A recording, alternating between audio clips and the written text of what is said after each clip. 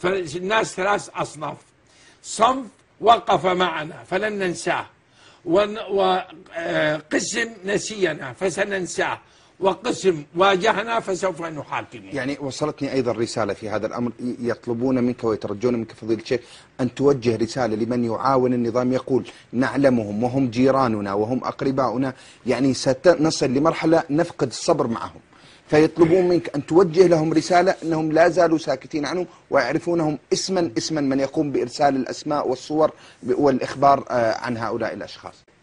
نعم. إذن هم ثلاثة أصناف. ثلاث أصناف الناس، سواء كانوا من المسلمين أو كانوا من الدروز أو من العلويين أو من الإسماعيليين أو من الشياطين أو من العفاريت أو من العرب أو من الأكراد أو من التركمان. لكن كمان ما في مشكلة مع التركمان، معظمهم 9.9 شرفاء. نعم. وكذلك الأكراد هنا ما في مشكلة. المشكلة في جر النظام لبعض الطوائف القليلة، وعليه نقول أن ثلاثة أقسام: القسم الأول الذي وقف معنا فسنقف معه بعد الثورة. جميل.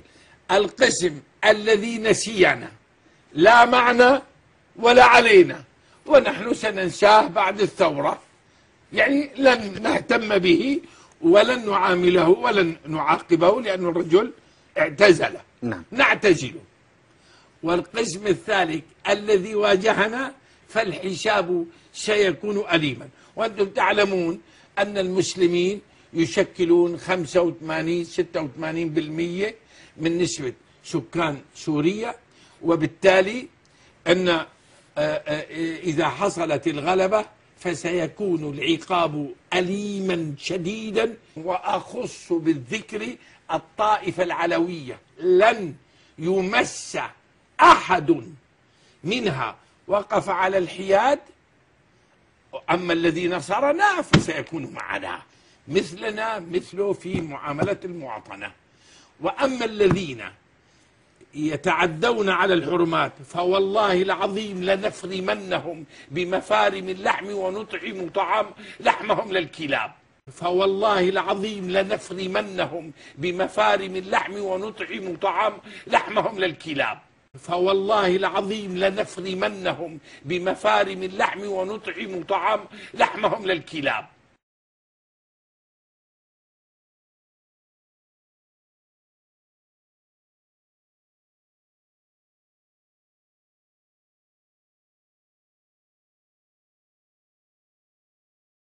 هذا هو ديننا، دين الرحمة، دين العدل حتى مع الحيوان، حتى مع الحيوان، حتى مع الحيوان.